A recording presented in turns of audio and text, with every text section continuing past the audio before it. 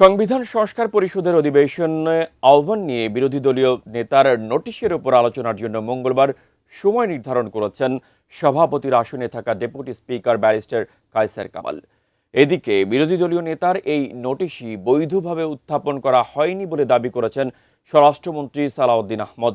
এ নিয়ে রোববার কিছুটা উত্তপ্ত হয়ে ওঠে সংসদ অধিবেশন। মাননীয় সদস্যবৃন্দ, রোববার বিকেল ৩টায় ১৩ দিনের বিরতি শেষে ত্রয়োদশ জাতীয় সংসদের মুলতবি অধিবেশন শুরু হয়।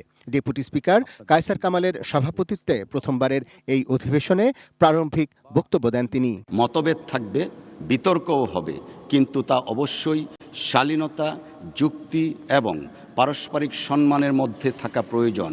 সংসদে প্রশ্নোত্তর পর্বের পর পয়েন্ট অফ অর্ডারে দাঁড়িয়ে জুলাই জাতীয় সনদ ও সংবিধান সংস্কার বিষয়ে নোটিশ উত্থাপন করেন বিরোধী দলের নেতা ডক্টর শফিকুর রহমান। সংবিধান সংস্কার পরিষদের অধিবেশন আহ্বান প্রসঙ্গে নোটিশে বিস্তারিত লেখা আছে। এ সময় নোটিশের উপর আলোচনার সময়কে কেন্দ্র করে কিছুটা উত্তপ্ত হয়ে ওঠে জাতীয় সংসদ। মাইক দিবে মাননীয় বিরোধী দলের রায়কে সম্মান দেখানো উচিত মাননীয় স্পিকার।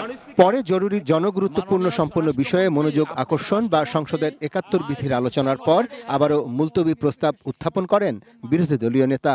দেশের মানুষকে প্রতিদিন সুরক্ষিত রাখার প্রত্যয় নিয়ে সেফটি কেবল সহ এলো সেফ সিলিং ফ্যান। আমার প্রস্তাব হচ্ছে সংসদ মুলতবি করে এই বিষয়ে আলোচনায় দেওয়া হোক। এর পরপরই প্রস্তাবটি বিধি মেনে উত্থাপন করা হয়নি বলে আপত্তি জানান স্বরাষ্ট্রমন্ত্রী সালাউদ্দিন আহমেদ। আর আইনমন্ত্রীর আহ্বান ছিল এই আলোচনার জন্য আলাদা তারিখ নির্ধারণ করার। আমরা এটাও দেখাতে চাই ইতিমধ্যে জুলাই জাতীয় সনদের কোন কোন ধারা আপনারা লঙ্ঘন করেছেন। সংবিধান সংশোধনের জন্য let us form a constitution reform committee here. Position এবং অপোজিশন সবগুলোকে নিয়ে, সবাইকে নিয়ে, এবং সেই কমিটি ইচ্ছা করলে পার্লামেন্ট এবং পার্লামেন্টের বাইরে দেশের সমস্ত সংবিধান বিশেষজ্ঞ এবং বিশিষ্টজন, স্টেক হোল্ডার, পত্রিকার সম্পাদক সহ সবাইকে আমরা ইনভাইট করে তাদের মতামত নেব। এর পরপরই জাতীয় সংসদ উত্তপ্ত হয়ে উঠলে দ্রুত আলোচনার দিনক্ষণ জানান ডেপুটি স্পিকার। তবে তারপরেও স্বরাষ্ট্রমন্ত্রীর বক্তব্যের প্রতিবাদ জানান বিরোধী দলের চিফ হুইপ। আমরা সংবিধান সংশোধনের জন্য এখানে আসি নাই, সংবিধান সংস্কারের জন্য আমরা এসেছি। ধন্যবাদ মাননীয় চিফ হুইপ। এবং নোটিশটাই তো বৈধ হয় নাই, আপনি বৈধভাবে আগে নোটিশ দিতে বলেন না, আমি বলছিলাম যে আপনি রুলিং দেওয়ার পরে এই বিষয়ের উপরে আর কোনো কথা চলে না। ধন্যবাদ ধন্যবাদ মাননীয় বিরোধী দলের নেতা, আপনি দয়া করে বসুন। আমি আবারও উল্লেখ করছি, আগামী ৩১শে মার্চ রোজ মঙ্গলবার দিনের সর্বশেষ বিষয় হিসাবে ২ ঘণ্টাকাল বিরোধী দলের নেতার মুলতবি প্রস্তাবটি আলোচনার জন্য সময় নির্ধারণ করা হলো।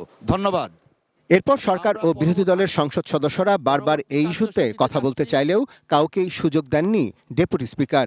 রাষ্ট্রপতির ভাষণের ওপর ধন্যবাদ প্রস্তাবের মধ্য দিয়ে রোববারের মতো অধিবেশন শেষ হয়।